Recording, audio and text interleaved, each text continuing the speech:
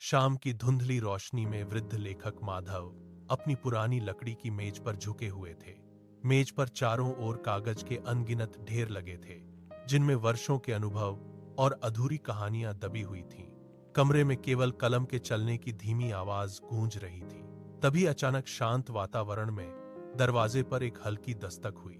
8 साल की नन्ही मीरा संकोच के साथ अंदर आई।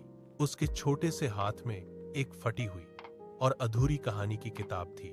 उसने अपनी बड़ी आंखों से माधव की ओर देखा और बड़ी मासूमियत से पूछा, क्या ये कहानियां सच हैं? माधव ने मीरा के सवाल का सीधा जवाब देने के बजाय उसे कमरे के अंधेरे कोने में रखी एक पुरानी भारी लकड़ी की अलमारी की ओर इशारा किया।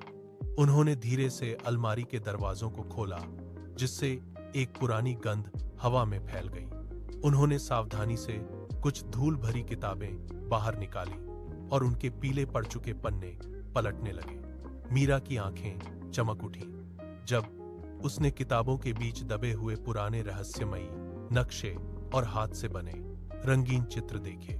उसे एहसास हुआ कि हर पन्ना एक नई दुनिया का द्वार था, जो उसके स्वागत के लिए तैयार था। मीरा ने मेज से एक पेन उठाया और कोरे सफेद कागज पर अपनी खुद की कल्पनाओं को उकेरना शुरू कर दिया। माधव उसे चुपचाप देखते रहे और उनके चेहरे पर एक गहरी मुस्कान फैल गई। अगले 3 घंटों तक वे दोनों दुनिया से बेखबर एक साथ बैठे रहे। यह समय जैसे थम सा गया था।